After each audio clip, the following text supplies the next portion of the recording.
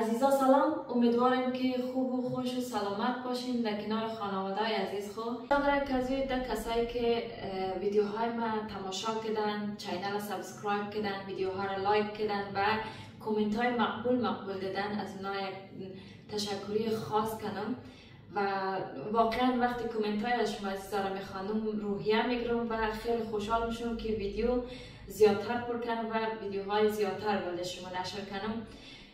در این برنامه مرقم که گفتم میخوایم که کامنت ها را بخوانم و تشکری کنم. عزیزا بیشتر کامنت ها را میخوایم از برنامه که در برمنگام برگزار شده، برنامه 1000 بریتیش آوارد بود. میخوایم از او کامنت ها را بخوانم بردشم که بیشتر کامنت ها مثبت بود و خیلی واقعا ما را تشویق کردن. الهه جان سرور را تشویق کردن که واقعا مفهومم که از قوم هزاره بهترین هنرمند از بین خانم ها الهه سرور هستند و ای که دوستان لطف کردن کامنت نوشته دادن. میخوایم یک چند دانش را بخوانم چون وقت برنامه اونقدر نیه که ما کل کامنت ها را بخوانم دیگه. اولش از امیر لرن 5290 هستند. نوشته بسیار عالی، هنرمند خوش صدای افغانستان و هزارستان. البته کیفیت صدای ویدیو بسیار پایین است. به خاطر از این بود که ما ویدیو را قد موبایل ثبت کردیم و مایک و این چیزا نداشتیم دیگه. البته از او خاطر کیفیت صدا یک کم ذره پایین آمده. شما به بزرگواری خوب ببخشید. دوست عزیزمو به نام ام زیا حسینی گفته همیشه چراغ قوم در همه عرصه‌های اجتماعی، فرهنگی، سیاسی و غیره نقطه در گوشه های جهان پر نور باد. همه برنامه هایتان را تا آخر دیدم، حقیقتش لذت بردم. سلامت باشید. یک دنیا ممنون. تشکر منم از شما دوست عزیز که واقعا کامنت شما از ما روحیه میدید و امیر رقم تمام کامنت های مثبتی که ما در ویدیوها خواندم روحیه گرفتم. واقعا خیلی لذت بردم چون کامنت های منفی اصلا در ویدیوهای از ما نبود. و دوست عزیز دیگه ما گفتن عالی الهه جان، همیشه همینطور با لباس هزارگی آهنگ بخوان. تشکر، سلامت باشین. دوست دیگه ما محمد شاه رضایی گفته با این لباس چی زیباست. سلامت باشین، زنده باشین. یک دوست دیگه ما به نام آدم گفته آفرین قومای گل. تشکر منم از تک تک شما نازنینا که ویدیوها را لایک کردین و قلبک های سرخ بر دستمون را کردین. سلامت باشین، جور باشین.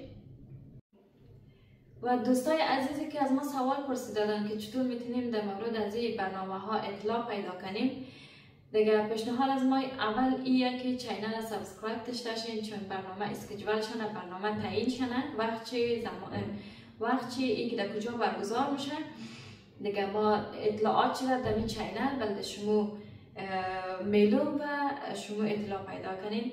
دوم رایش ایه که در صفحه اینستاگرام، اگه اینستاگرام دارین برین در صفحه اینستاگرام خوب و صفحه هزاره کمیونیتی اینا سرچ دین، هزاره کمیونیتی یوکی دیگه. تمام برنامه ها در اونجا معلومات چی میلن و شما میتونین اطلاع پیدا کنین دیگه. گفتن که این برنامه ها در کجا و چی وقت، در کدام زمان سال یا در کدام وقت سال برگزار میشه.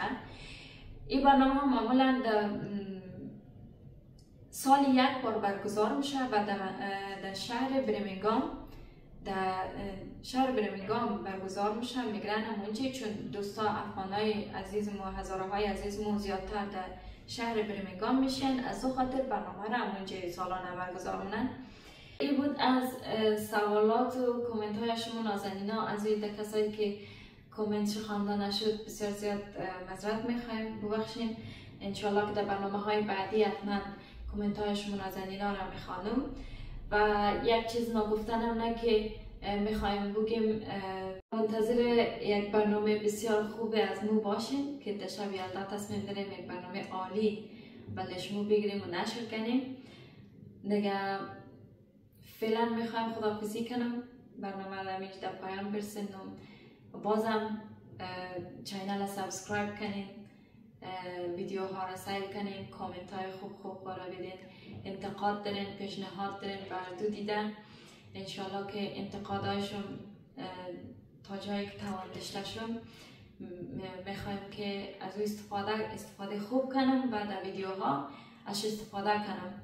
اگر ویدیوها کیفیت پایینه، اگر صدا کیفیت خوب نداره، چون ما ویدیوها را قد موبایل میگیریم و بعض وقتا مایک کم پیشمونیه، از او خاطر امکان داره که کیفیت صدای کم پایین باشه.